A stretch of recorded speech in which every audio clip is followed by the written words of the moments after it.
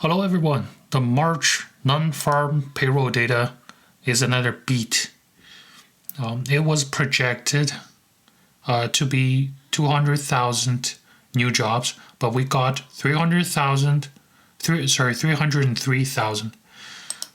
And this chart shows you the non-farm payroll changes from a month ago, and that's the March data. Wall Street has been under predicting it for a while. For a couple of months now. The scale of the beat is very large. In this chart, we can see that's the January data, February, and March. And the vertical axis shows you number of economists. The horizontal axis show you the different levels of prediction for non-farm payroll. And if you draw a bell curve for each month, you can see that the actual data, which is this yellow dot, is usually 3 to 4 standard deviation away each month. So it's been multiple months of heavy beating of the prediction. Now, there is a rise in the household survey of 498,000. So the headline number of 300,000 actually come from the establishment survey, but household survey, the other survey, which is the other survey within the non-farm payroll report, shows a 498,000 increase from March, and it's now reaching a total of 161 million jobs. But if we compare the two different surveys since the beginning of pandemic, which is January 2020, there is a 9 million job gap or difference between the household survey and establishment survey. 9 million jobs is about 5.6% of the total jobs reported by the household survey. And in this video, we're going to explore what is going on, why is there a huge gap, and is this job report still accurate? Now, in this chart, it shows you the same thing, but from a different source. So since January 2022, we can see that this is a year-over-year comparison between the black household survey, okay, year-over-year percentage change, and the yellow establishment survey. As we can see, there is a difference overall, or in general, the establishment survey year-over-year percentage is on top of the household survey year-over-year.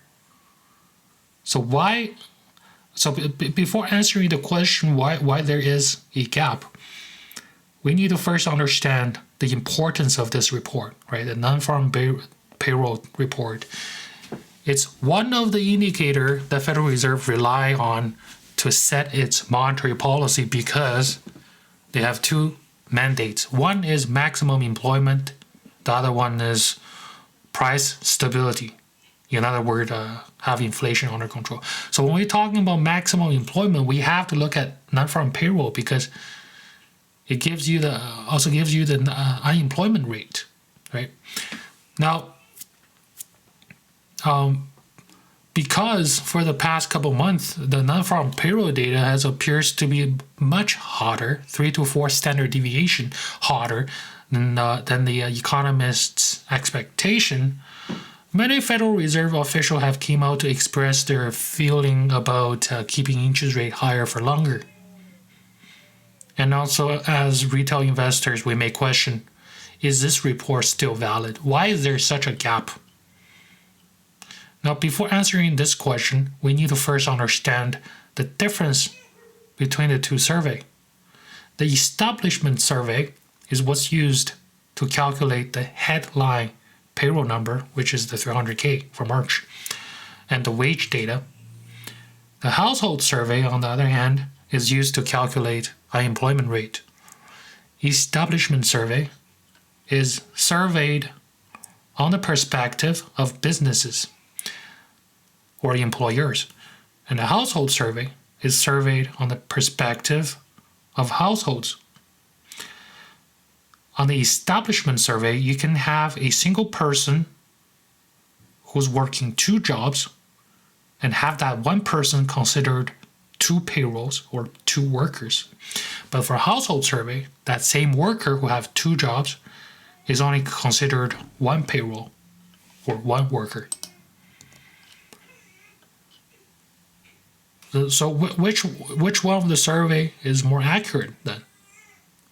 Well, even though the establishment survey allows 1 worker with multiple jobs to be counted as multiple payrolls, but this is well understood amongst the economists. Right? This is not some hidden information. Everybody knows that, knows how it works. And the key point to observe is that the percentage of multiple job holders, the multiple job holder as a percentage of the total employed population in the United States is fairly steady.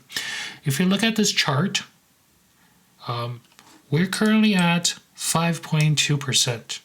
Okay, multiple job holder as a percentage of total employed population as of March 2024, which is in line with the pre-pandemic level. But what needs to be noted is that right after the start of the pandemic, this percentage dropped to 4%, and it has been a climb since then. Now, the 2 of them have different sample sizes. The establishment survey is a sample size of 145,000 businesses and government agencies, representing around 700,000 individual work sites in the US.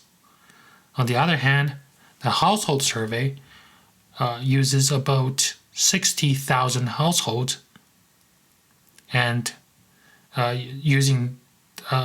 is used to represent the civilian of the entire United States. Once those samples are collected, it will be extrapolated to estimate the entire employment situation of the entire nation.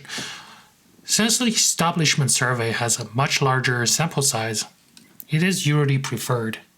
And of course, because of the difference in sample size, it could sometimes produce a different picture. And this is one of the reasons why there's a gap between the 2.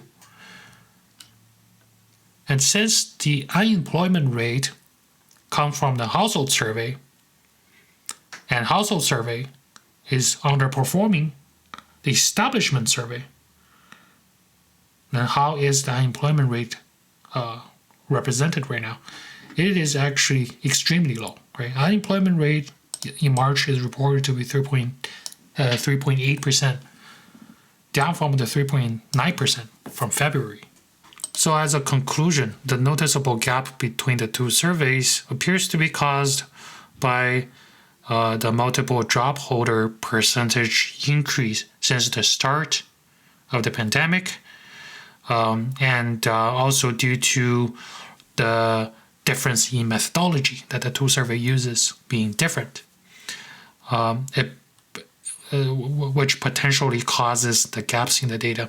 But just because of the gap, this 9 million job gap alone, it's not sufficient to say the U.S. labor market condition is not hot, right? So even though the current PCE inflation, which is Federal Reserve's most interested indicator, is lower than a year ago, the Federal Reserve is supposed to be easing off on the monetary policy, but the hot job data from the non-farm payroll is causing them hesitation. But on the bright side, the current U.S. economy still looks like a soft landing picture because with the inflation cooling off, the job market stays strong. So the economy and the market appears to still have room to grow.